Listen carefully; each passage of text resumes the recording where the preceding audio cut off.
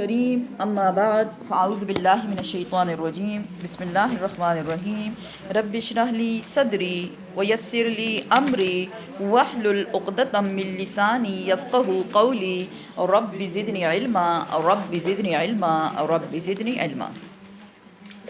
ہم ہیں 28ویں پارے پر، جز نمبر 28، اور جیسا کہ ہم جانتے ہیں کہ جز نمبر 28 جو ہے 28واں پارہ، 28واں پارہ اس کا جو مین مقصد ہے وہ کیا ہے؟ دین سے وابستگی، کہ ہمیں اپنے دین سے کنیکٹ رہنا کیوں ضروری ہے، کیا وجہ ہے، اور اگر ہم دین سے اپنے کنیکشن کو کاٹ دیں یا وہ کٹ جائے تو اس سے کیا نقصانات ہو سکتے ہیں۔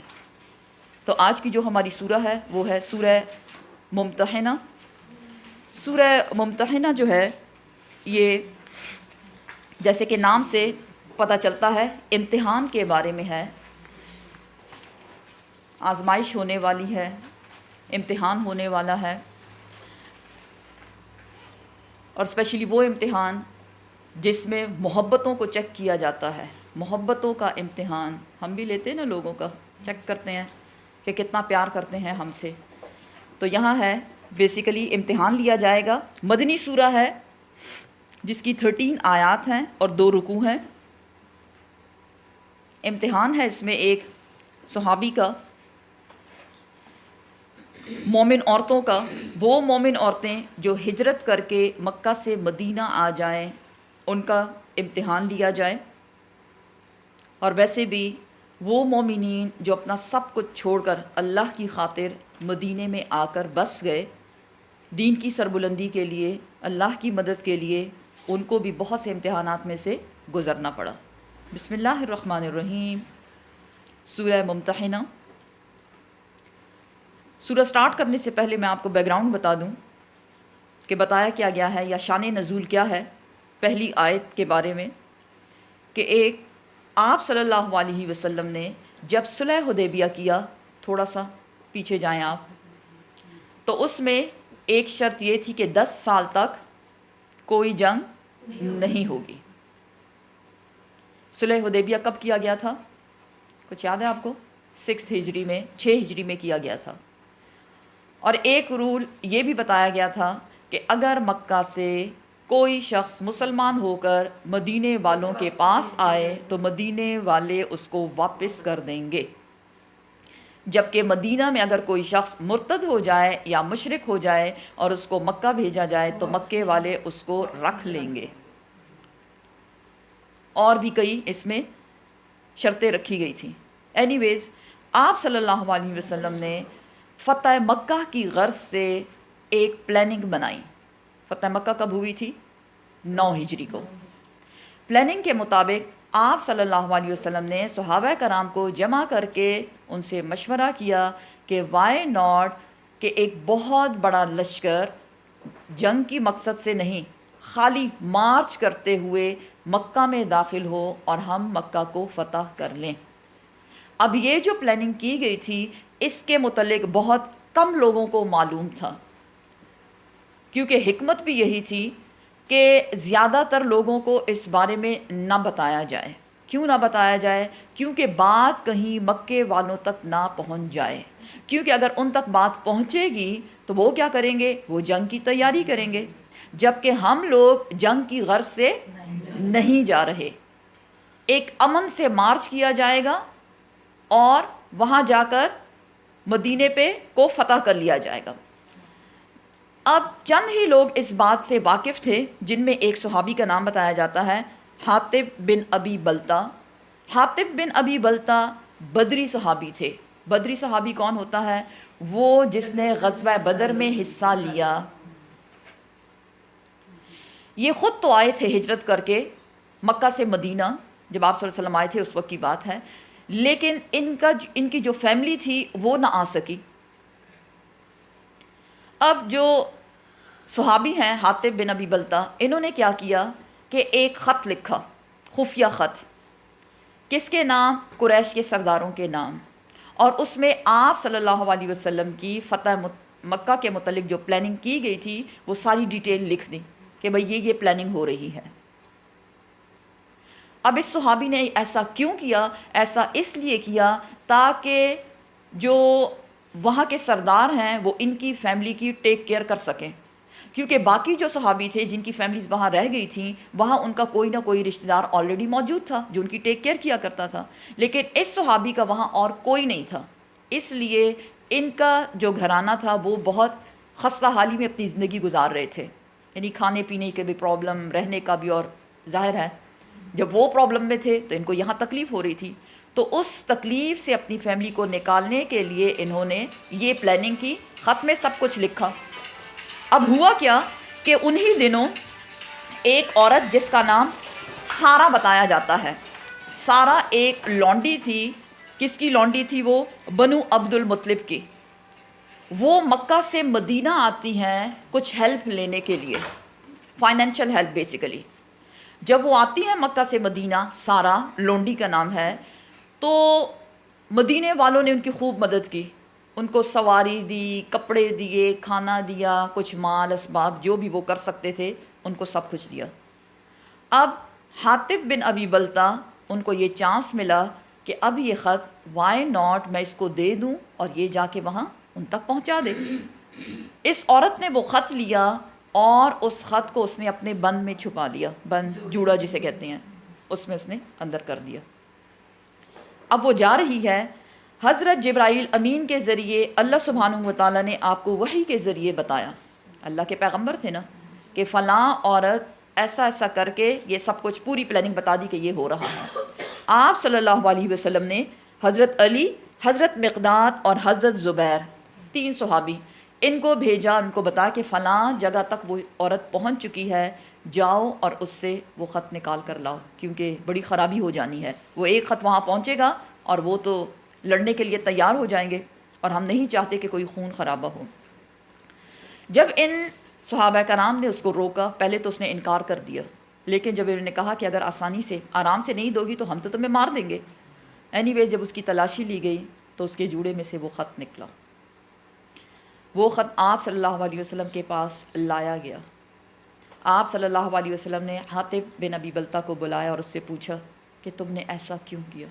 تو پھر اس نے یہی ریزن بتایا کہ چونکہ ان کی ٹیک کیئر کرنے والا کوئی نہیں، اس لیے میں نے یہ سمجھا کہ اگر میں ان کی فیور کروں گا تو وہ میرے خاندان والوں کا خیال رکھیں گے، جو ایک جینوئن ریزن تھا، ظاہر انسان تھے وہ۔ صحابہ کرام نے یہ مشورہ دیا کہ اس منافق کی گردن اڑا دی جائے، کس کی؟ حاطب بن ابی بلتہ کی، لیکن آپ صلی اللہ علیہ وسلم نے فرمایا نہیں، یہ بدری صحابی ہیں، بدری صحابی ہیں، یعنی غزوہ بدر میں انہوں نے ہمارا ساتھ دیا، اور جو بدری صحابی ہیں ان کے لیے اللہ سبحانہ و تعالیٰ کی طرف سے بشارت آ چکی کہ اللہ سبحانہ و تعالیٰ نے ان کے اگلے پچھلے سارے گناہ معاف کر دیے ہیں، اس لیے ہم ان کے ساتھ کوئی ایسا سلوک نہیں کریں گے۔ ان کو سمجھایا اور خط کو پھاڑ کے ضائع کر دیا۔ اب یہ ہے شان نزول۔ آپ صلی اللہ علیہ وسلم نے تو اپنے الفاظ میں ان کو سمجھایا، لیکن ساتھ ہی اللہ سبحانہ و تعالیٰ نے بڑی سخت آیات نازل کی، بڑی سخت آیات نازل کی کہ سن لو، آئندہ ایسا کوئی نہ کرے۔ کیوں نہ کرے؟ اب اس کی ڈیٹیل یہاں ہم پڑھیں گے۔ یا ایھا الذین آمنو، اے ایمان والو، لا نہ تتخذوا، نہ تم بناؤ، عدوی میرے دشمنوں کو، وعدوکم اور اپنے دشمنوں کو، اولیاء دوست، تلقونا تم ڈالتے ہو، الیہم ان کی طرف، بالمودتی محبت کا ہاتھ، سلامتی کا ہاتھ، وقد اور تحقیق، کفروا انکار کیا انہوں نے، بما ساتھ اس کے جو جاءکم آیا ان کے پاس، من الحق حق میں سے، یخرجون نکالا انہوں نے، اور رسول کو، وإیاکم اور تم کو بھی نکالا۔ کیوں نکالا؟ ان اس لیے کہ تؤمنو تم ایمان لائے، باللہ اللہ پر، ربکم جو تمہارا رب ہے، ان کنتم اگر ہو تم، خرجتم تم نکلے ہو، جہاد کی غرض سے، فی سبیلی میرے راستے میں، وابتغاء اور تلاش ہے تم کو، مرضاتی میری رضامندی کی، تسرون چوری چپکے، الیہم ان کی طرف تم، بالمودتی محبت کا ہاتھ بڑھاتے ہو، وَأَنَا اور میں خوب جانتا ہوں بیما ساتھ اس کے جو اخفیتم جو تم چھپاتے ہو وما اور جو اعلنتم جو تم ظاہر کرتے ہو ومن اور جو شخص بھی یفعلہ ایسا کرے گا منکم تم میں سے فقط پس تحقیق ضل وہ بھٹک گیا سوا السبیل سیدھے راستے سے۔ کیا بتایا گیا؟ ایمان والو تمام صحابہ کرام کی طرف اشارہ ہے، اپنے دشمنوں کو اور میرے دشمنوں کو دوست نہ بناؤ۔ اب یہاں دشمنی کا معیار بتایا دیا گیا ہے۔ دشمنی کا معیار کوئی ذاتی وجہ نہیں ہے، بلکہ کیا ہے؟ دین۔ دوست کس کو بناؤ؟ جو تمہارے دین پر ہے، اور جو تمہارے دین پر نہیں وہ تمہارا دوست نہیں ہو سکتا، کیونکہ وہ تمہارے دین کا دشمن ہے۔ میرے دشمنوں کو اللہ سبحانہ و تعالیٰ کا دشمن کون ہے؟ جو اللہ کے احکامات کا انکاری ہے، اللہ کے دین کو نہیں مانتا۔ اور وہ جو تمہارا دشمن ہے کون ہے؟ ایمان والوں کا دشمن کون؟ جو ایمان کے بغیر ہیں۔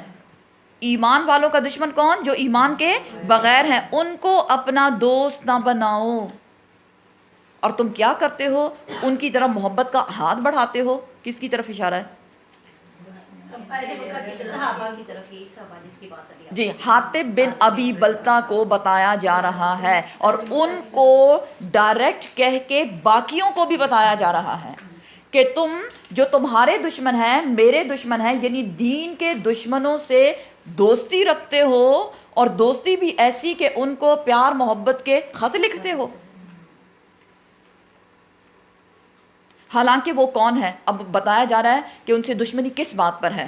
وہ لوگ ہیں جنہوں نے جو تمہارے پاس حق میں سے آ چکا، حق مینس قرآن، حق مینس رسول، یہ دو بڑے سچ جو تمہارے پاس آ چکے، اس کو قبول کرنے کی بجائے یہ کیا کرتے ہیں؟ اس کا تو یہ کیسے تمہارے دوست ہو سکتے ہیں؟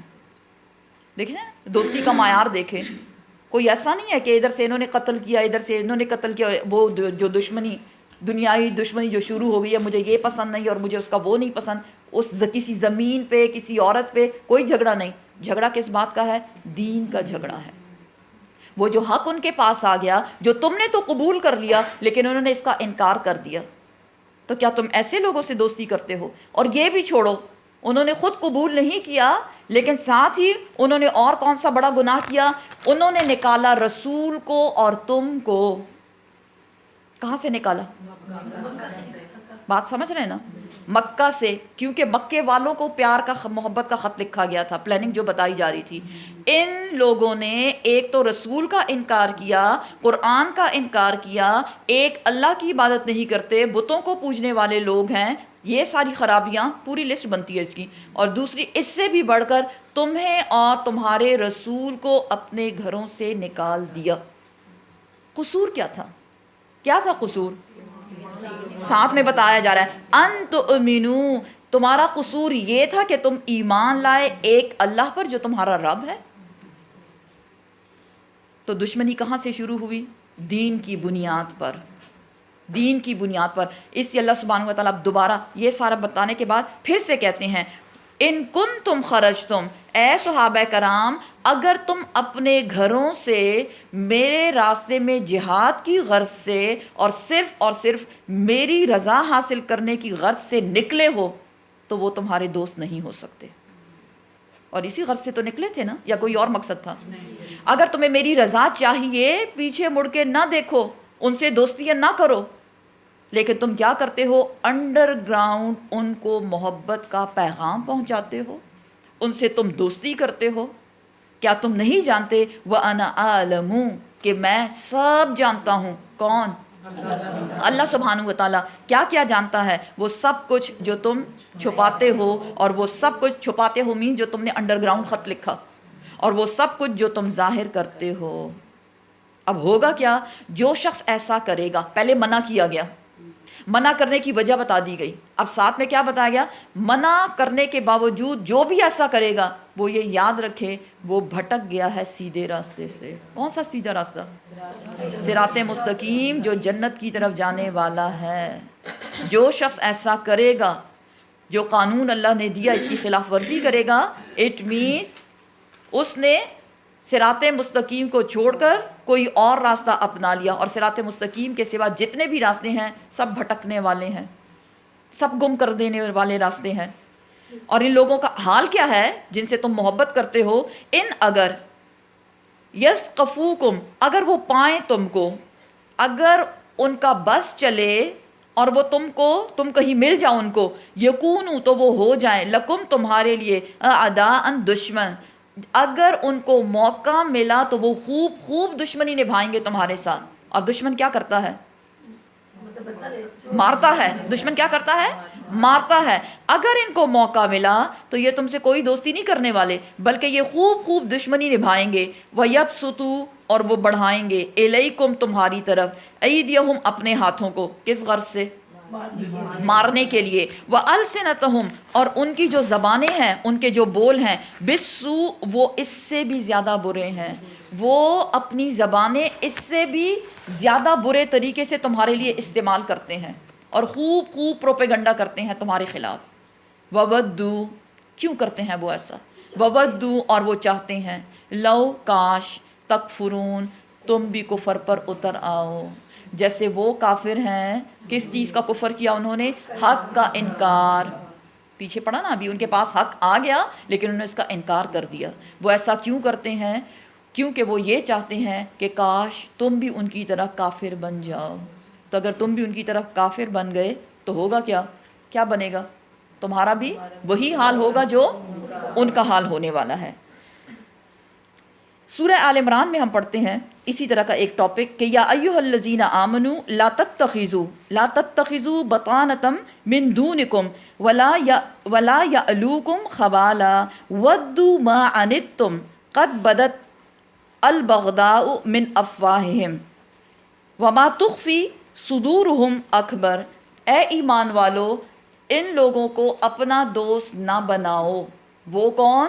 جو کافر ہیں، کیونکہ یہ جب بھی تمہارا ساتھ دیں گے تمہاری خرابی ہی کریں گے، نیگیٹیولی تمہارا ساتھ دیں گے، اور ان کے منہ تو منہ ہے، جو ان کے منہ سے باتیں تمہارے بارے میں نکلتی ہیں، ان کے دلوں میں جو حسد ہے وہ اس سے بھی بڑھ کر ہے۔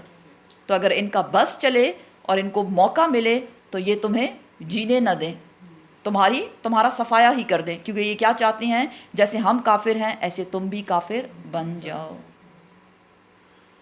اب سوال یہ پیدا ہوتا ہے کہ جس صحابی نے یہ خط لکھوایا اور بھجوایا یا بھجوانے کی کوشش کی، اس کے پیچھے کیا تھا؟ ان کی غرض کیا تھی؟ اپنے خاندان والوں کو بچانا، ان کو بچانا۔ اللہ سبحانہ و تعالی نے ساتھ میں آیت نازل کر دی، لن، ہرگز نہیں، تنفعکم، تم کو فائدہ پہنچانے والے، ارحامکم، تمہارے رشتہ دار تمہیں فائدہ نہیں دیں گے، ولا، اور نہ ہی، اولادکم، اور نہ ہی تمہاری اولادیں تمہیں کوئی فائدہ دیں گی۔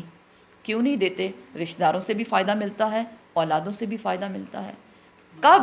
یوم القیامہ، قیامت کے روز۔ بھلے نہ دنیا میں آپ رشتہ داروں اور اولادوں سے فائدہ اٹھا لیں، لیکن قیامت کے روز ان سے کوئی اپنا فائدہ نہیں اٹھا سکے گا۔ کیوں؟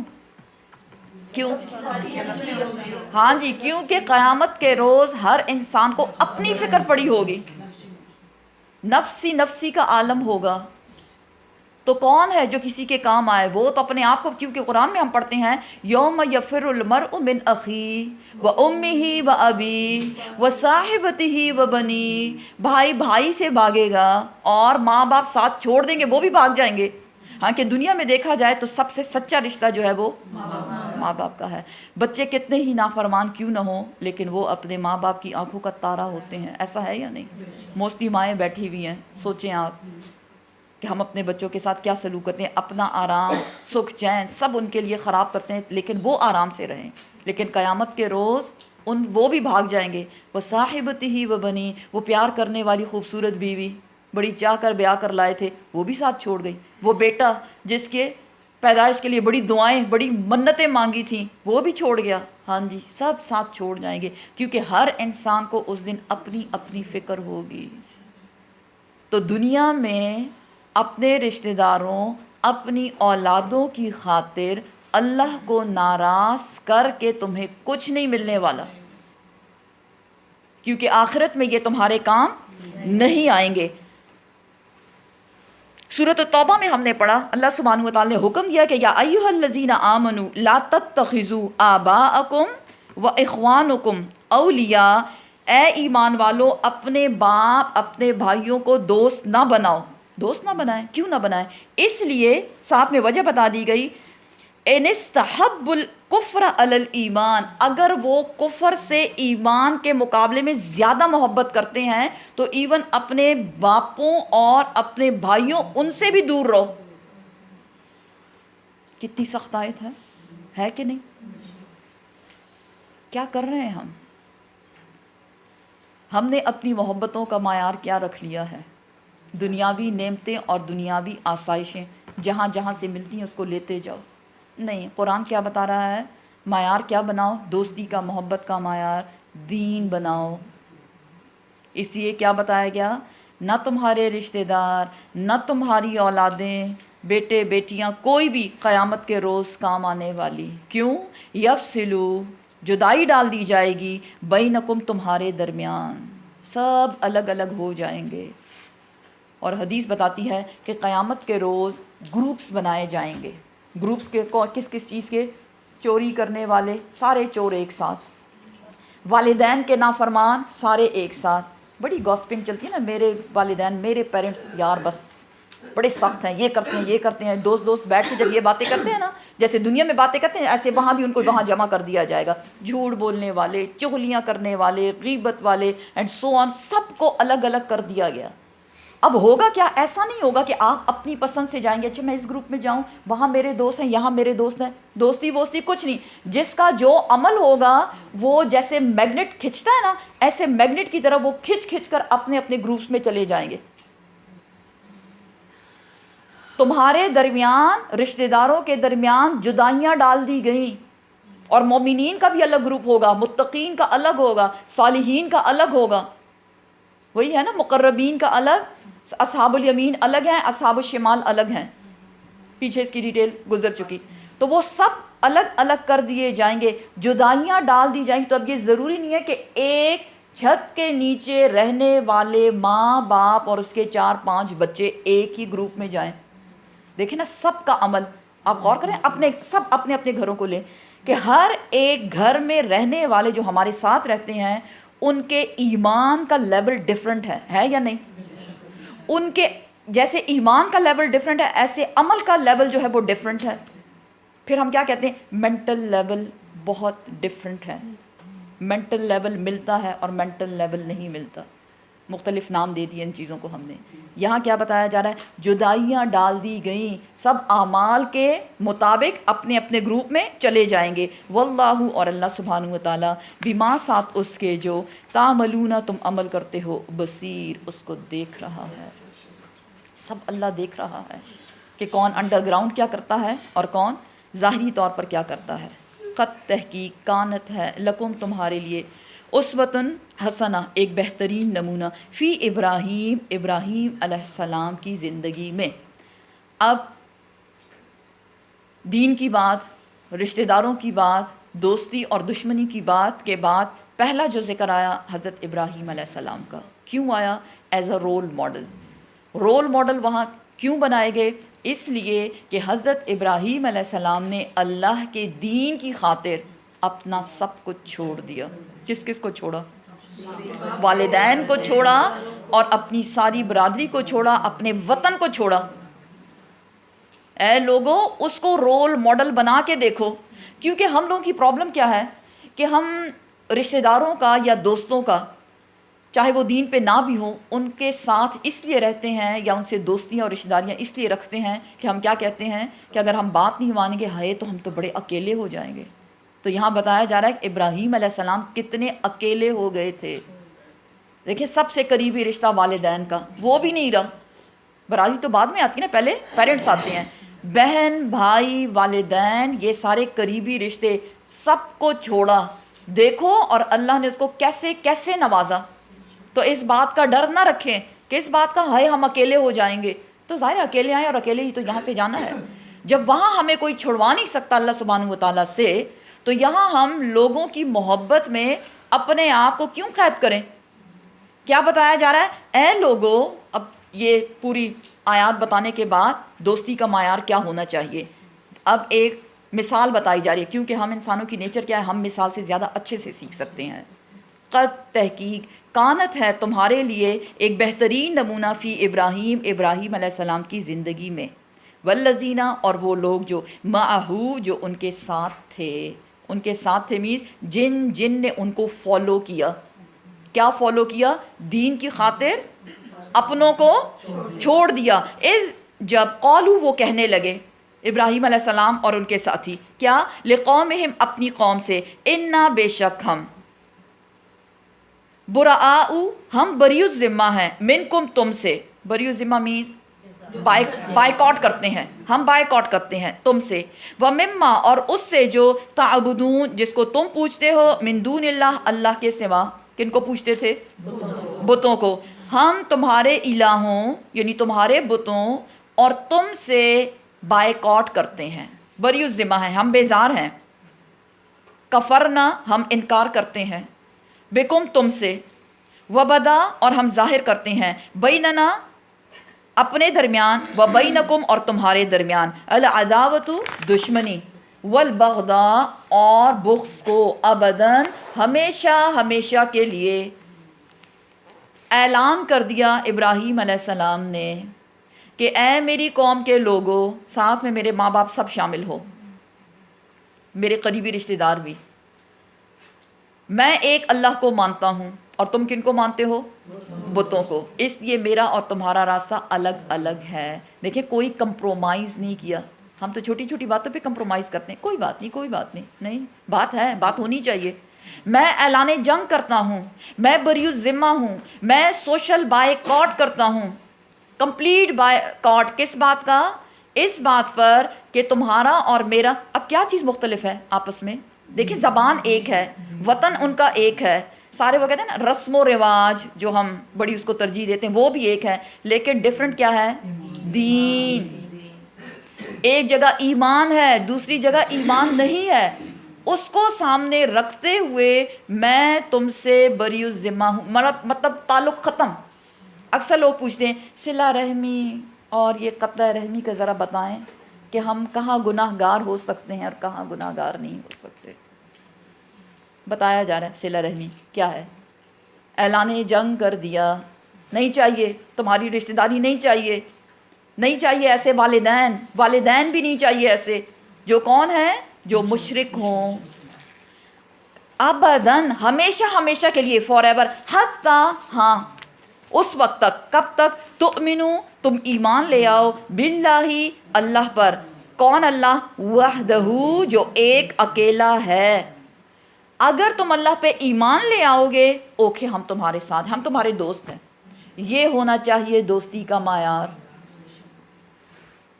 الا مگر قول ابراہیم، ابراہیم علیہ السلام کی بات، لأبیہ اپنے باپ کے لیے، وہ الگ تھی. کیا بات؟ لأستغفرن البتہ ضرور بھی ضرور میں استغفار کروں گا، لکا تیرے لیے اے ابا جان، وما اور نہیں، املکو میں اختیار رکھتا، لکا آپ کے لیے، من اللہ اللہ کے مقابلے میں، من شیء کسی چیز کا. دیکھیں ابراہیم علیہ السلام نے اپنے باپ سے کیا کہا کہ میں آپ کے لیے استغفار کروں گا، کیونکہ میرے اختیار میں یہ نہیں کہ اگر اللہ آپ کو پکڑ لے تو میں آپ کو چھڑا سکوں. کوئی پیغمبر بیٹا اپنے مشرک باپ کو بچا نہیں سکتا. تو یہاں کیا بتایا جا رہا ہے، اور پیچھے ہم پڑھ چکے سورۃ التوبہ میں حکم کیا آیا؟ کسی مشرک کے لیے دعا نہ کی جائے مغفرت کی اگر اس کی موت شرک پہ ہوئی ہے. مشرک کون ہوتا ہے؟ شرک کرنے والا. ہاں اگر کوئی اپنی زندگی میں شرک کر لے اور پھر وہ استغفار کر لے، یعنی پلٹ آیا اپنے رب کے پاس، تو اللہ اس کو معاف کر دیتا ہے. تو آپ اس کے لیے مغفرت کی دعا کر سکتے ہیں. پھر یہ نہیں کہ آپ اس کا سجرہ نصب جو ہے وہ ٹٹولے اور کہیں ہاں ہاں بڑا برا بندہ تھا وہ، تو بڑا اس نے فلاں فلاں اس نے یہ برائی کی تھی، بس اس نے اللہ سے معافی مانگ لی، وہ پلٹ آیا۔ لیکن جس کی موت شرک پہ ہو اس کی مغفرت کی دعا کی اجازت نہیں۔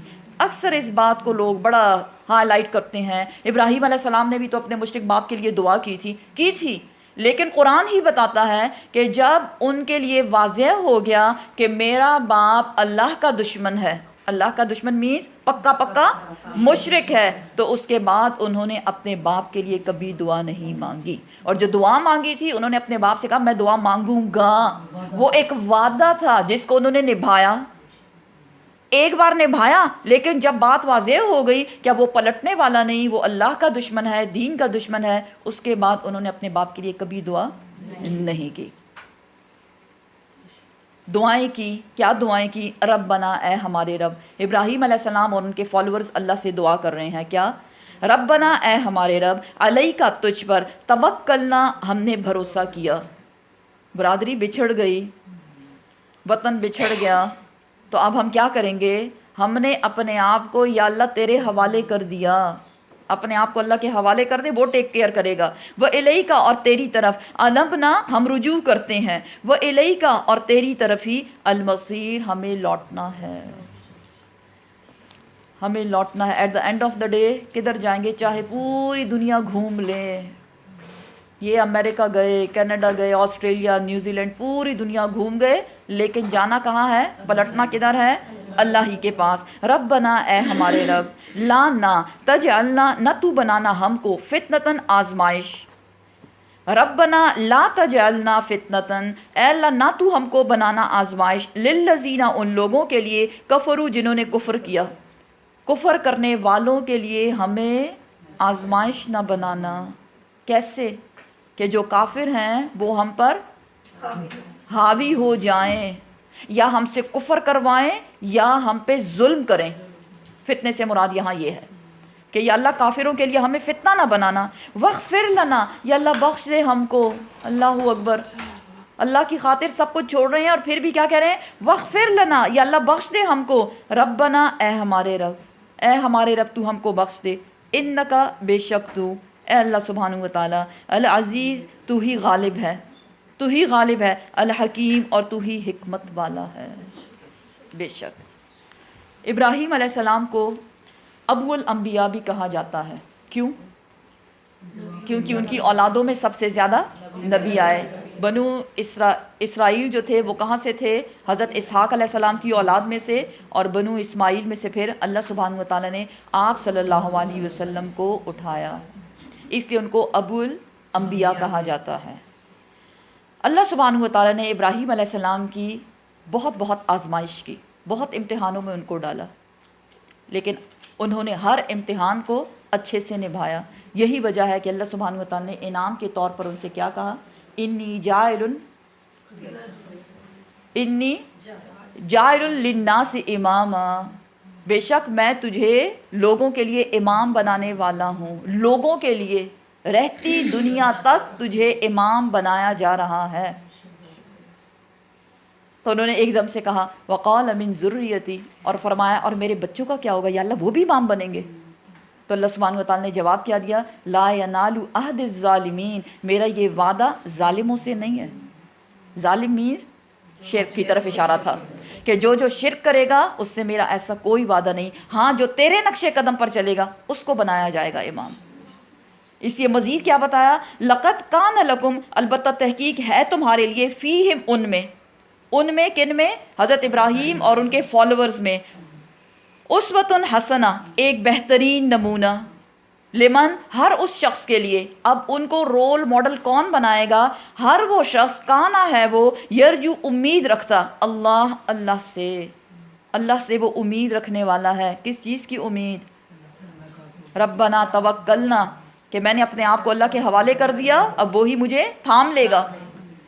وہ شخص جو اللہ سے امید رکھتا ہے وہی ان کو رول ماڈل سمجھ کے ان کے نقش قدم پہ چلے گا۔ والیوم الآخر، اور جو یوم آخرت پر یقین رکھنے والا ہے، جو دنیا ہی میں اپنا صلہ نہیں مانگتا بلکہ اس کو یقین ہے کہ اللہ سبحانہ وتعالیٰ مجھے ضائع نہیں ہونے دے گا بلکہ مجھے اس کا اجر ضرور دے گا۔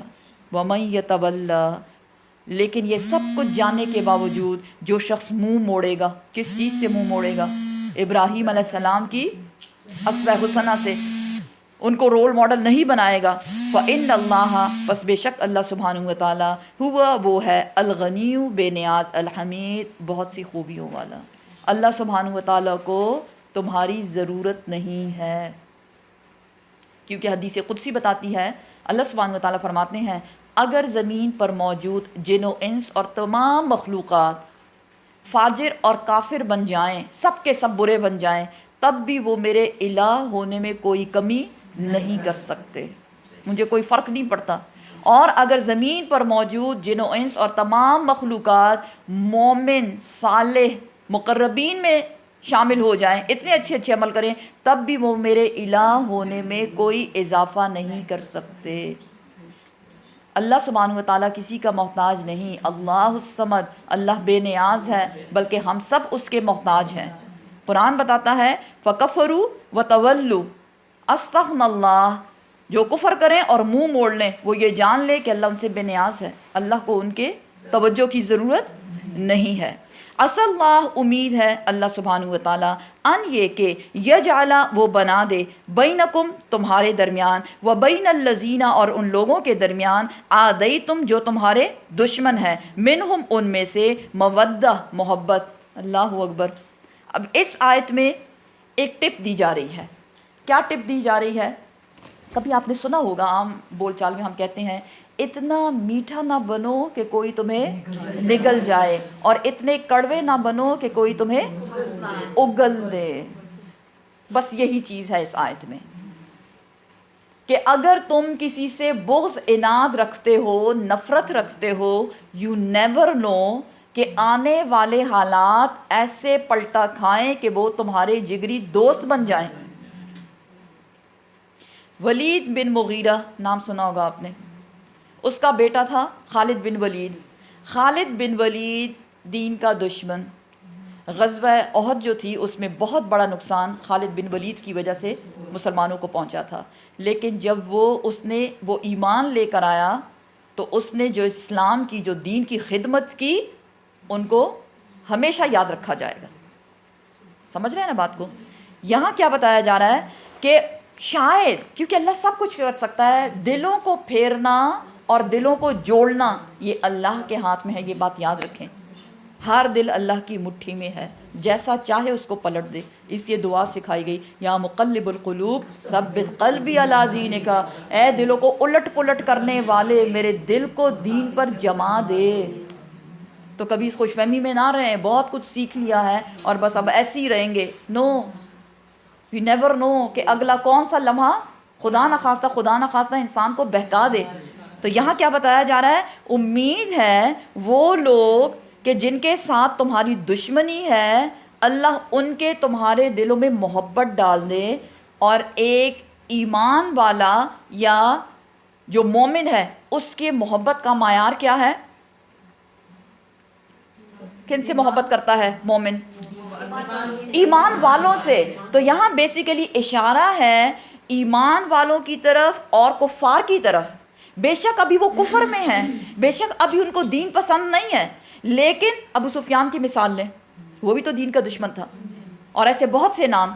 تو یہ ہے کہ ابھی وہ دین کے دشمن ہیں، لیکن ان سے وہ دشمنی اتنی زیادہ نہ رکھو کہ کل کو وہ تمہارے دوست بن جائیں، اور پھر وہاں، کیونکہ جن سے ہماری دشمنی ہوتی ہے، اگر وہ تو ان کا ایک امیج ہمارے مائنڈ میں ہوتا ہے، تو اگر وہ اچھا بننے کی کوشش بھی کرتے ہیں، ان کی اچھائی میں بھی ہمیں کیا لگتا ہے؟ کوئی چال ہے اس کی، نہیں مجھے پتہ ہے کچھ نہ کچھ چل رہا ہے اس کے دماغ میں، یہ کیسے اتنا اچھا ہو سکتی ہے میرے ساتھ؟ نہیں بھئی، اللہ نے اس کے دل کو بدل دیا ہے، اللہ نے اس کی اصلاح کر دی ہے، اور اللہ ایسا کر سکتا ہے۔ اس لیے مومن کبھی بھی ججمنٹل نہیں ہوتا۔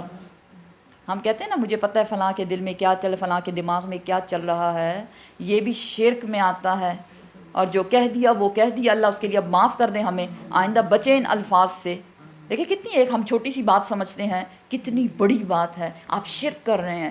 کیونکہ اگر ہم یہ کہیں کہ ہمیں پتہ ہے کہ کسی کے دل اور دماغ میں کیا چل رہا ہے، اٹ مینس آپ اپنے آپ کو کیا سمجھتے ہیں؟ اپنے آپ کو آپ الہ سمجھتے ہیں. کیونکہ دلوں کا راز جو ہماری نیتیں ہیں اچھی بری، وہ ہے نا کہ اخفیتم وعلنتم، تمہارا خفیہ اور ڈھکا چھپا اور جو اعلانیہ سب اللہ جانتا ہے. تو آپ کون آئے ہیں یہ دعویٰ کرنے والے؟ اس سے کیا بتایا جا رہا ہے؟ وہ لوگ جن سے تم دشمنی رکھتے ہو شاید کہ وہ تمہارے دوست بن جائیں.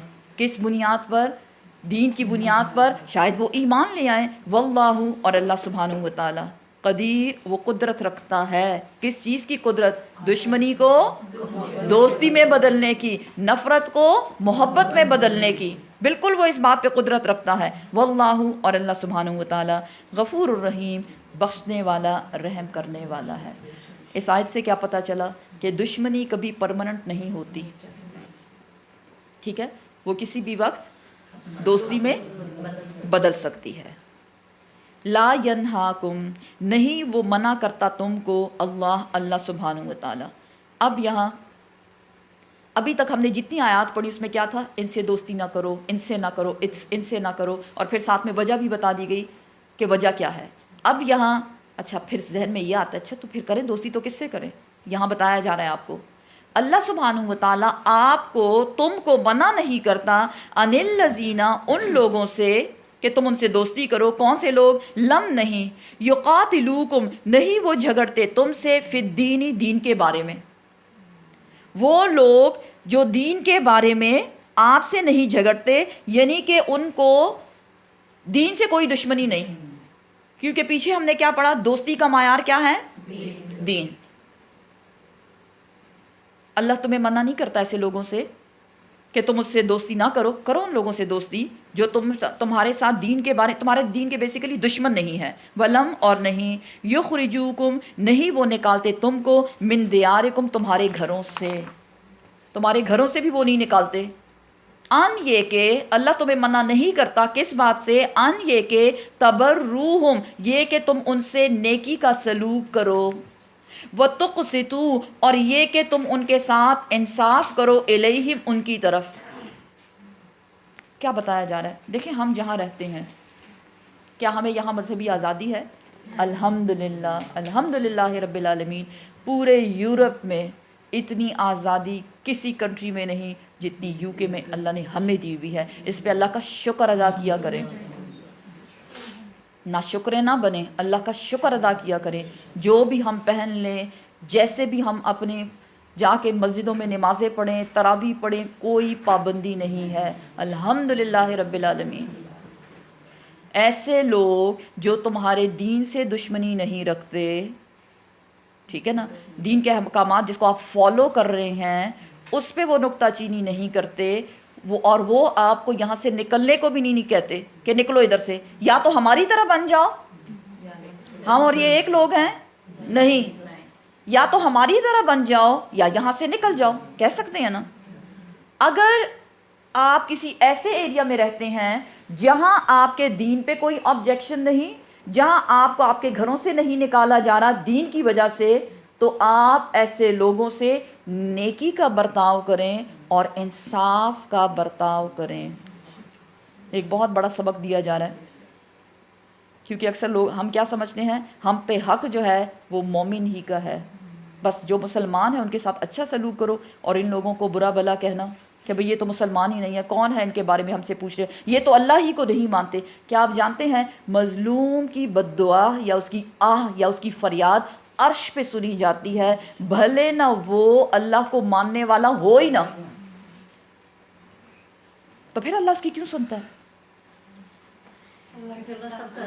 کیونکہ وہ رب العالمین ہے، اللہ نے اس کو پیدا کیا. بھلے نہ وہ انکار کرے. دیکھیں ہمارا بچہ بھلے نہ انکار کرے، نہیں ہے آپ ہماری اماں، تو کیا ایسا ہو سکتا ہے؟ نہیں، ایسا تو نہیں ہو سکتا. اسی طرح اگر کوئی انسان اللہ کا انکار کرتا ہے، کبھی میرا کوئی رب نہیں ہے، تو اس کا مطلب یہ نہیں کہ وہ اللہ کا بندہ نہیں ہے، وہ اللہ کا بندہ ہے.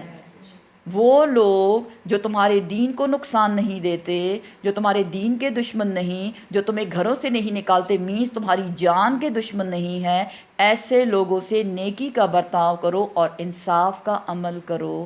کیوں کریں ہم ایسا؟ کیا آپ جانتے اس کے پیچھے لاجک کیا ہے؟ اس کے پیچھے لاجک یہ ہے کہ شاید کہ وہ تمہارے دین سے متاثر ہو کر تمہارے دین میں چلے آئیں۔ لیکن ہم لوگوں نے کیا کیا؟ ہم نے دین کا کباڑا کر دیا، ہم نے دین کو کتاب میں بند کر دیا اور خود سے لوگوں پہ فتوے لگانے شروع کر دیے۔ یہ حجابی نہیں ہے، یہ نماز نہیں پڑھتے، یہ کلمہ نہیں پڑھتے، یہ انگلش پیپل ہیں، یہ نان مسلم پیپل ہیں، تو ان سے تو ہمارا کوئی تعلق نہیں۔ تو جب ہم ان کے سامنے جاتے ہیں تو ایسے ہمارے وہ کہتے ہیں نا باڈی لینگویج، شکل ہی ہماری بگڑ جاتی ہے۔ تو جب وہ ہمیں دیکھتے ہیں کہتے ہیں اللہ اکبر، یہ تو بڑے ہی کیسے لوگ ہیں، کچھ مطلب یہ کیسے لوگ ہیں؟ دیکھیں ہم ان کے دین پہ نہیں ہیں، بھلے نا ان کا کوئی بھی دین ہو اسلام کے علاوہ، کیا ہم ان کے دین پر ہیں؟ نہیں۔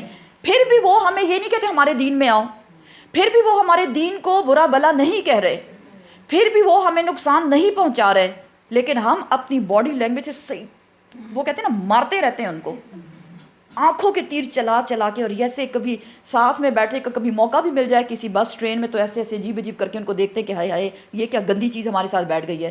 ہمارا دین ہمیں کیا سکھاتا ہے؟ نیکی کا سلوک کرو، انصاف کرو ایسے لوگوں کے ساتھ۔ کیوں کہ وہ تمہیں دیکھ کر کیا ہو جائیں گے؟ شاید وہ اتنے امپریس ہو جائیں کہ وہ تمہاری ہی طرح بن جائیں۔ لیکن نہیں، ہم نے جنت کا ٹکٹ کٹوا کے لائے ہیں اور فتویٰ دینے کا ٹھیکہ ہم نے لیا ہوا ہے، نہیں یہ سب تو جہنمی اور انشاءاللہ ہم تو جا رہے ہیں جنت میں، جاؤ اپنا کام کرو۔ نہیں، ایسا کچھ نہیں ہونے والا، اس خوش فہمی سے باہر نکل آئیں۔ آپ صلی اللہ علیہ وسلم کے بارے میں کیا بتایا گیا؟ حضرت عائشہ رضی اللہ تعالیٰ عنہ فرماتی ہیں کہ آپ چلتے پھرتے قرآن تھے، ہم نے قرآن کو کتاب میں بند کر دیا ہے، قرآن پہ عمل کرنا بس پڑھ لیں رمضان میں یا ایک تھرسڈے آ کے کچھ تھوڑا سا سمجھ لیں، دیٹس اٹ۔ نہیں، قرآن اپنے آپ میں ڈال کے شو کریں، پریکٹیکل دکھائیں لوگوں کو، یہ ہے مجھے قرآن نے یہ سکھایا ہے۔ ہنس کے بات کرنا، دیکھیں ایک مسکراہٹ صدقہ ہے، اور ہم سب سے زیادہ کنجوسی اسی میں کرتے ہیں۔ سلام کرنا صدقہ ہے، سب سے زیادہ کنجوسی اسی میں ہے۔ کوئی مال خرچ ہو رہا ہے اس پہ، کیا کر رہے ہیں؟ ہاں وہاں مسکراتے ہیں جہاں نہیں مسکرانا چاہیے، اس فتنے سے بھی باز رہیں، ٹھیک ہے نا، کہ جہاں ضرورت نہیں ہے وہاں ہم بڑے مسکرائیں اور جہاں ضرورت ہے وہاں مسکرائیں ہی نا۔ اینی ویز اللہ ہم سب کو نیکی کی ہدایت دے کہ لوگوں کے ساتھ نیکی کا سلوک کریں اور انصاف کے ساتھ پیش آئیں۔ ان اللہ، بے شک اللہ سبحانہ وتعالیٰ، یحب، وہ محبت کرتا ہے، مقسطین، انصاف کرنے والوں کے ساتھ، کیونکہ جس جگہ سے انصاف غائب ہو جائے وہاں سے اللہ کی رحمت بھی ختم ہو جاتی ہے۔ انما، بے شک، ینہاکم، وہ منع کرتا ہے تم کو۔ اب پیچھے کیا کہا؟ جہاں منع نہیں کیا، جہاں نیکی کا سلوک کرنے سے، انصاف کرنے سے منع نہیں کیا وہ بھی بتا دیا۔ اب منع کرتا ہے، ہاں اللہ منع کرتا ہے تم کو، ان الذین، ان لوگوں سے، قاتلوکم، جو تم سے جھگڑتے ہیں، فی الدین، دین کے بارے میں۔ آپ نے کبھی سنا ہوگا آس پاس اگر کسی کنٹری میں ہیں آپ کے ریلیٹیوز، ان سے پوچھیں نا کہ آپ مسجد جاتے ہیں؟ داڑھی رکھنے پہ بھی ٹیکس لگایا ہوا ہے، اور آپ حجاب نہیں کر سکتے، آپ عبایا نہیں پہن سکتے۔ ہاں وہ لوگ، ان سے اللہ دوستی کرنے سے منع کرتا ہے، وہ لوگ جو تم سے دین کے بارے میں جھگڑتے ہیں، عمل کرنے نہیں دیتے۔ وَأَخْرَجُوكُمْ، اور وہ تم کو نکالتے ہیں، مِن دِيَارِكُمْ، اپنے گھروں سے، نکلو یہاں سے، تم یہاں نہیں رہ سکتے۔ وَظَاهَرُوا، اور انہوں نے مدد کی، عَلَىٰ إِخْرَاجِكُمْ، تمہارے نکلنے پر۔ کن کی مدد کی؟ جنہوں نے تم کو نکالا۔ ان تولوہم، یہ کہ تم ان سے دوستی کرو، اللہ اس سے منع کرتا ہے، اللہ منع کرتا ہے کہ ایسے لوگوں سے دوستی کی جائے۔ وَمَن يَتَوَلَّهُمْ، اور جو بھی ایسے لوگوں سے دوستی کرے گا، وہ یہ جان لے، وہ یہ سن لے، فَأُولَٰئِكَ، یہ وہی لوگ ہیں، ہم الظالمون، جن کا نام ظالموں میں لکھا جائے گا۔ ان الشرک لظلم عظیم، جو دین کا دشمن ہو آپ اس سے دوستی نہیں کر سکتے۔ بڑی زبردست قسم کی صورت ہے، دیکھیں محبتوں کا امتحان لیا جا رہا ہے، ایمان کا امتحان لیا جا رہا ہے، اور جو بھی اس امتحان میں کامیاب ہوگا وہی اللہ کے پسندیدہ لوگ ہیں۔ یا ایھا الذین، اے ایمان والو، یا ایھا الذین آمنوا، اذا، جب، جاءکم، آئیں تمہارے پاس، مؤمنات، مومن عورتیں، مہاجرات، ہجرت کر کے۔ اب یہاں ایک اور رول بتایا جا رہا ہے، ہوا کیا کہ صلح حدیبیہ میں یہ لکھا گیا تھا کہ جو مکہ سے مدینہ آئے گا مسلمان ہو کر، مدینہ والے اس کو واپس بھیج دیں گے۔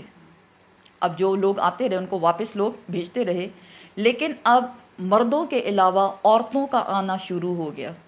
اب عورتیں آنے لگیں، اب جو بھی عورت آتی اس کو روک لیا جاتا۔ مکے والوں نے آبجیکشن کی کہ آپ صلح حدیبیہ کے خلاف کر رہے ہیں، معاہدہ جو ہم نے کیا تھا ایگریمنٹ کے خلاف کام کر رہے ہیں، آپ ان کو واپس کیوں نہیں بھیجواتے؟ تو جب اس معاہدے کو کھولا گیا تو اس میں کسی عورت کا نام نہیں تھا، رجل لکھا ہوا تھا۔ رجل مینس کوئی مرد بھی۔ دیکھیں چھوٹی سی بات لیکن کتنا بڑا فائدہ ہوا۔ تو اس میں کسی نساء کا ذکر نہیں ہے، کسی عورت کا ذکر نہیں ہے، اس لیے جو بھی عورت آئے گی اس کو ہم یہیں رکھیں، ہم اس کو واپس نہیں کر سکتے۔ پھر ظاہر ہے اس کے بعد وہ کچھ کہہ نہ سکے۔ اس لیے یہاں کیا بتایا جا رہا ہے؟ اے ایمان والو، جب تمہارے پاس مومن عورت آئے جو ہجرت کر کے آئی ہے، یعنی ہجرت کی غرض سے، تو تم کیا کر لو؟ فَامْتَحِنُوهُنَّ، بس ان کا امتحان لے لو۔ اور عورت کا تو آپ جانتے ہیں ہر وقت امتحان ہوتا رہتا ہے، اللہ ہم سب کو کامیابی دے۔ امتحان لے لو ان کا، اور کتنا بھی انسان امتحان کسی کا کیوں نہ لے، لیکن حقیقت کیا ہے؟ کیا وہ جان سکتا ہے کوئی؟ زبان، دیکھیں امتحان کہاں سے لیا جاتا ہے؟ زبان سے نا، ایکشن سے، زبان سے، قول و فعل سے، لیکن دل کے اندر کیا ہے وہ کون جانتا ہے؟ اسی ساتھ ہی بتا دیا گیا اللہ عالم، اللہ خوب جانتا ہے، بی ایمان ہن، ان کے ایمان کی حالت کو، کہ ان میں کتنا ایمان ہے۔ فَإِن، پھر اگر علمتموہن، تم جان لو ان میں سے، مؤمنات، کہ وہ مومن عورتیں ہیں، فلا، پس نہیں، ترجعوہن، نہ تم ان کو لوٹاؤ، الی الکفار، کفار کی طرف، کفار کی طرف ان کو نہ لوٹایا جائے۔ کن عورتوں کو؟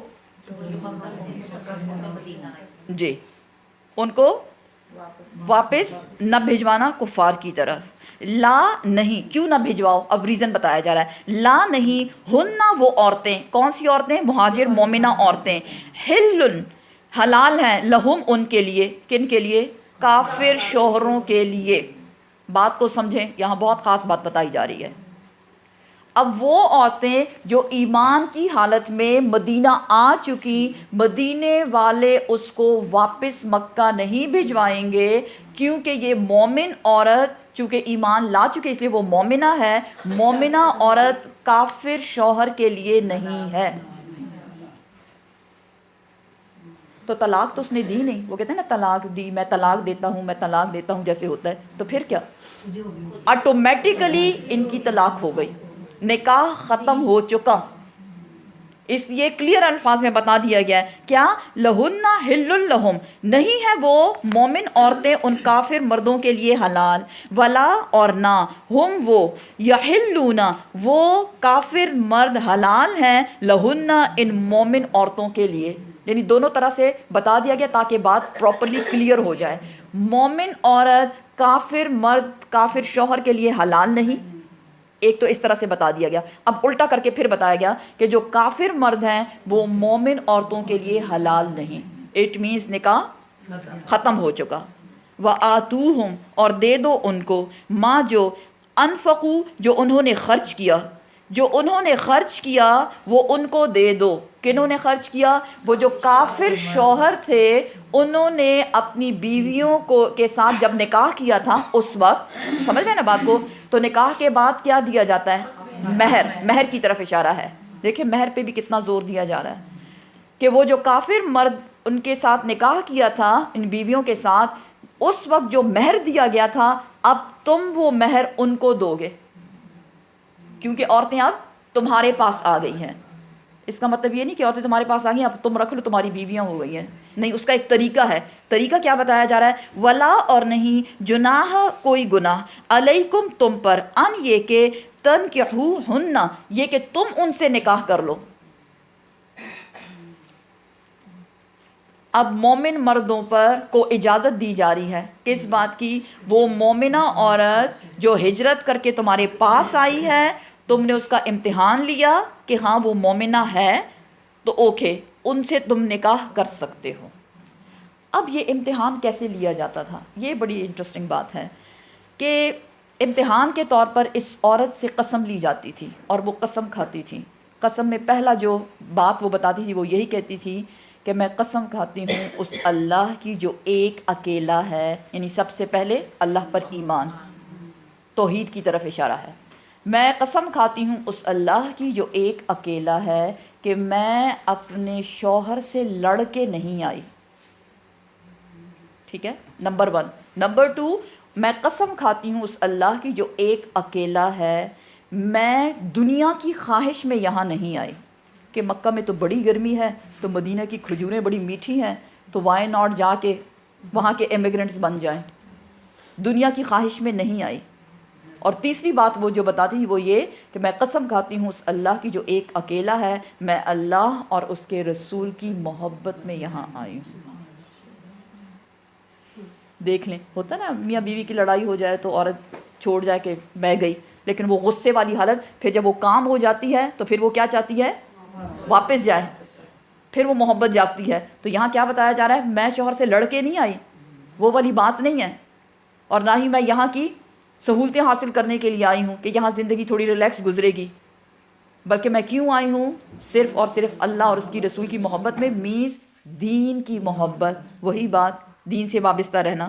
نہیں کوئی گناہ تم پر یہ کہ تم ان سے نکاح کر لو، لیکن کیا کرنا ہے؟ اذا جب آتیتموہن تم دے دو ان کو، اجورہن ان کے مہر. مہر کی معافی نہیں، تم نے ان کو ان کا مہر ضرور دینا ہے.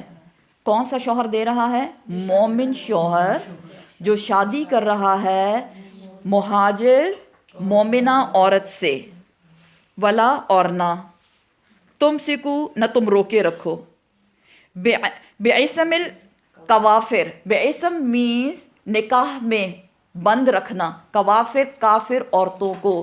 یعنی اگر تمہاری عورتیں کافر ہیں، اب وہ آنے والی بات چھوڑیں، جہاں تم رہ رہے ہو، کدھر رہ رہے ہو؟ مدینہ میں. مدینہ میں مومن جو شوہر ہیں اگر ان کی عورتیں کافر ہیں تو مومن شوہر اس کو اپنے نکاح میں نہیں رکھ سکتا. کیوں نہیں رکھ سکتا؟ نکاح کیونکہ وہ ایک دوسرے کے لیے حلال نہیں ہے، وہ ایک دوسرے کے لیے حلال نہیں ہے. اس وجہ سے اب ان کے نکاح کی کوئی حیثیت نہیں، اس لیے تم زبردستی ان کو نہیں رکھ سکتے. ان کو رخصت کر دو. کدھر جائیں وہ؟ جی کافروں کے پاس، جہاں ان کا مینٹل لیول اور دل کا کنیکشن ہے. کیونکہ یہی ہے نا، ایمان تو دل ہی میں ہوتا ہے نا، اور دل میں ایمان نہیں ہے، اس لیے ان کو روک کے نہ رکھو. وَاسْأَلُوا اور مانگ لو، مَا أَنفَقْتُمْ جو تم نے خرچ کیا. جب تم اپنی بیویوں سے نکاح کر رہے تھے، مومن مردوں کی طرف اشارہ ہے، ٹھیک ہے، تو اس وقت تم نے اپنی بیویوں کو کیا دیا تھا؟ مہر. اب چونکہ نکاح ختم ہو گیا ہے اور اب یہ کافروں کے پاس جا رہی ہیں، اس لیے تم کافروں سے اب وہ مہر واپس لوگے. وَلْيَسْأَلُوا اور چاہیے کہ وہ بھی مانگ لیں، مَا أَنفَقُوا جو انہوں نے خرچ کیا تھا. کن پر؟ وہ جو کافر تھے انہوں نے اپنی بیویوں پر، جو کہ اب ہجرت کر کے مومنہ بن کے مدینہ آئی ہیں، وہ ان کو بھی چاہیے کہ وہ تم سے ان کے مہر مانگ لیں. جس سے کیا پتہ چلا؟ وہ مرد جو مدینہ میں موجود ہے، وہ آنے والی جس نے ہجرت کی اس مومنہ سے اگر نکاح کرے گا تو وہ 2 مہر دے گا. نمبر 1 جو اس کے شوہر نے اس کو دیا تھا وہ اس کو واپس کرے گا، اور دوسرا مہر اپنے نکاح کا. اسی طرح جب اس کی، دیکھیں بیویاں کتنی مہنگی ہیں، اسی طرح ماشاءاللہ یہ اللہ قرآن میں بتا رہا ہے کہ کوئی مفت کا مال نہیں ہے. اللہ نے ان کو پریشس بنایا، اپنے آپ کو پریشس بنائیں. اپنی حیا اور عصمت کا خیال رکھیں، سیکرٹ نکاح سے بچیں. وہ الگ ٹاپک ہے، اس پہ پھر بات کریں گے. اینی ویز کیا بتایا گیا کہ وہ جو کافر ہیں انہوں نے کفر کی حالت میں جب بیویوں سے نکاح کیا، وہ جو مہر ان کو دیا تھا وہ مہر ان سے اب واپس مانگیں گے. کن سے واپس مانگیں گے؟ مومن مردوں سے جو ان سے نکاح کرے گا. ذالکم یہ تمہارے لیے، حکم اللہ اللہ کا حکم ہے.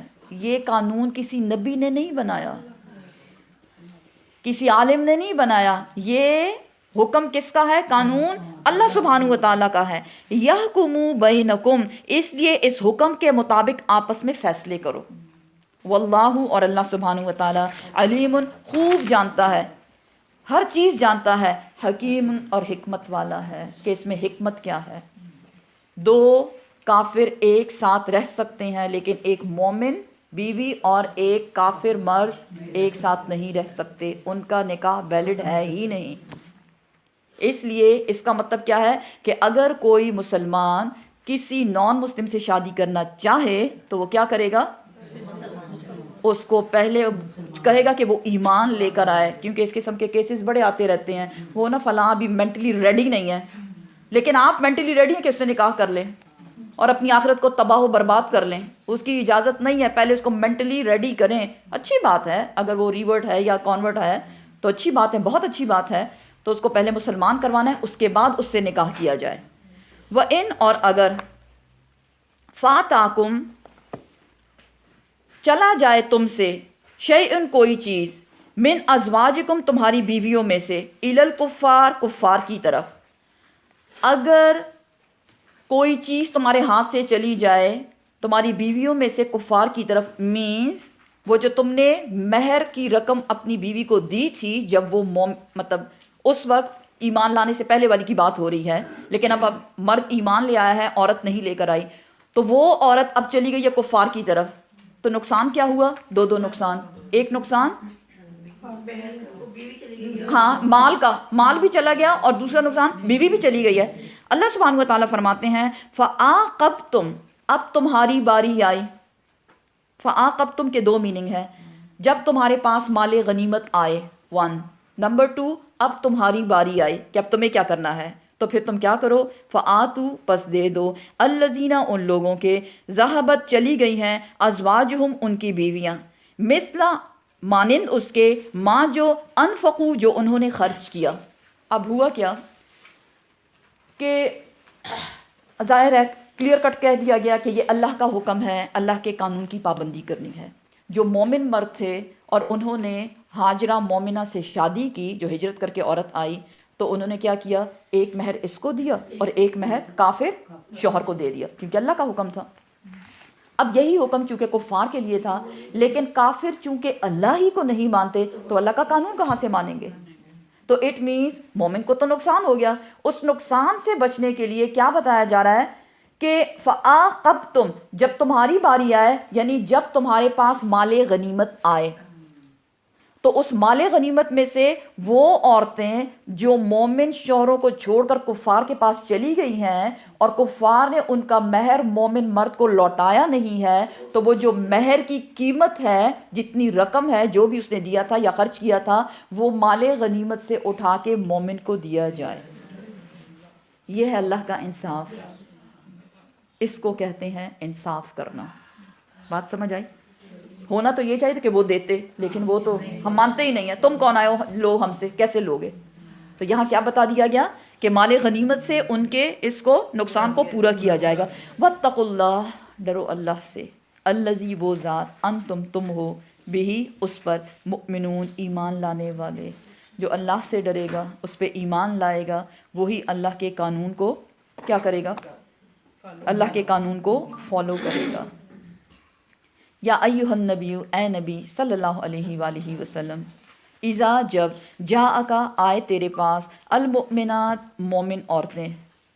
کہاں سے آئے؟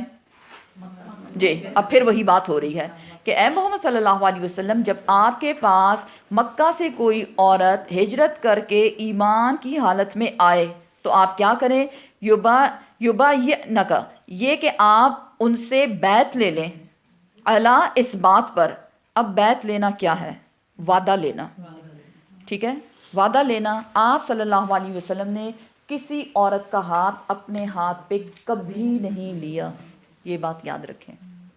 اس لیے مختلف روایات مختلف باتیں بتاتی ہیں کہ ایک تو یہ طریقہ بتایا گیا واللہ عالم کہ پانی میں ہاتھ رکھ کے ایک سائڈ پہ عورت کا ہاتھ، ایک سائڈ پہ آپ صلی اللہ علیہ وسلم کا ہاتھ، اور وہ بیعت لی جاتی تھی. ایک اور جو طریقہ بتایا جاتا ہے وہ کپڑے کا ہے کہ کپڑے کا ایک سرا وہ عورت پکڑتی اور ایک آپ صلی اللہ علیہ وسلم پکڑتے. ایک اور جو بات بتائی گئی ہے جو زیادہ اتھینٹک ہے کہ زبانی کلامی بیعت لی جاتی تھی. ٹھیک ہے، بیعت کیا ہے؟ وعدہ لینا. اب وعدہ کیا لیا جا رہا ہے؟ وہ ہجرت کر کے ایمان قبول کر کے آئی ہے مکہ میں، مدینہ میں۔ آپ صلی اللہ علیہ وسلم اس سے وعدہ لے رہے ہیں، اور اس کی کچھ پھر یہاں بتائی گئی ہیں کتنا، نمبر 1 ان یہ کہ لا نہیں یشرکنا باللہ شیئا، کہ وہ اللہ کے ساتھ کسی کو شریک نہیں ٹھہرائیں گی، کیونکہ اب وہ ایمان لا چکی ہیں۔ اور جب وہ مکے میں تھی کفر کی حالت میں، تو وہ اللہ کے ساتھ کس کو شریک ٹھہراتی تھی؟ بتوں کو۔ تو سب سے پہلے لا الہ الا اللہ کا اقرار، ولا اور نہ، یسرقنا اور نہ وہ چوری کریں گی، دوسرا پوائنٹ چوری نہیں کریں گی، ولا اور نہ یزنینا نہ وہ زنا کریں گی، نیکسٹ پوائنٹ ولا اور نہ یقتلنا اولادہن اور نہ وہ اپنی اولادوں کو قتل کریں گی۔ کتنے پوائنٹ ہوئے؟ ولا اور نہ یاتینا وہ لائیں گی، بے بہتان بہتان کے ساتھ یفترینہ جو گھڑ لے اس کو، بین ایدیہن ان کے ہاتھوں کے درمیان، و ارجلہن اور ان کے پاؤں کے درمیان، یعنی خود ساختہ کوئی گناہ ایسے نہیں کریں گی جس میں ان کے ہاتھ پاؤں انوالو ہو۔ اب یہ ان چیزوں پر ان سے جو وعدہ لیا جا رہا ہے، پہلا پوائنٹ جو بتایا گیا کہ وہ اللہ کے ساتھ کسی کو شریک نہیں ٹھہرائیں گی، کیونکہ مکہ میں ایسا تھا، شرک عام تھا۔ دوسری بات چوری، وہاں پر پروفیشنل چور ہوا کرتے تھے جن میں عورتیں بھی شامل تھیں۔